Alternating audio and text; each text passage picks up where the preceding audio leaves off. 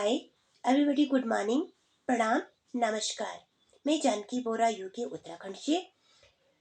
श्री दुर्गा नवरात्र व्रत कथा इस विधि के अनुसार है। जो कोई नवरात्रि के व्रत करता है तो नवरात्रि की व्रत की विधि इस व्रत के अनुसार है। बृहस्पति जी बोले, हे ब्रह्मा जी, आप अत्यंत बुद्धिमान, सर्वशास्त्र और चारों वेदों को जानने वालों में श्रेष्ठ हो। हे प्रभु, कृपा कर मेरा वचन सुनो। चैत, अश्विनी, माघ और आषाढ़ मास के कुशल पक्ष में नवरात्र का व्रत और उत्सव क्यों किया जाता है? हे भगवान, इस व्रत का फल क्या है? किस प्रकार करना उचित है? और पहले इस व्रत को किसने किया, सो विस्तार से कहो। बृहस्पति जी का ऐसा प्रश्न सुनकर ब्रह्मा जी कहने लगे, हे बृहस्पति, प्राणियों की हित करने की इच्छा से तुमने बहुत ही अच्छा प्रश्न किया। यह जो मनुष्य मनोरथ पूर्ण करने वाली दुर्गा महादेवी सूर्य और नारायण को ध्यान करते हैं, वे मनुष्य धन्य है। यह नवरात्र व्रत संपूर्ण कामनाओं को पूर्ण करने वाला है।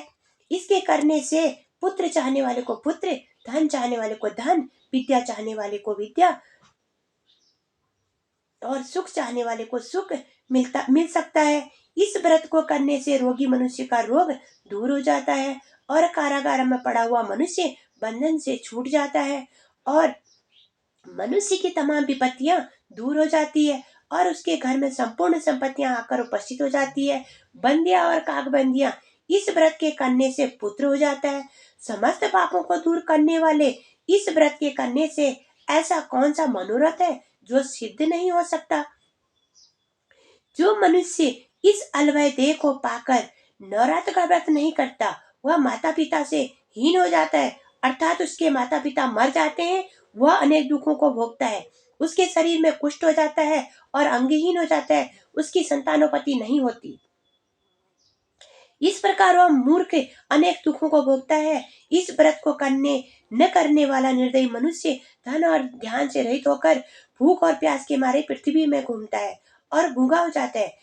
यदि व्रत करने वाला मनुष्य सारे दिन का उपवास न कर सके तो एक समय भोजन करे।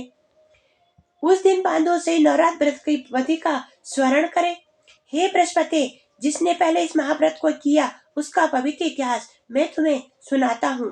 तुम सावधान होकर सुनो। आपकी शरण में आए हुए सुनो।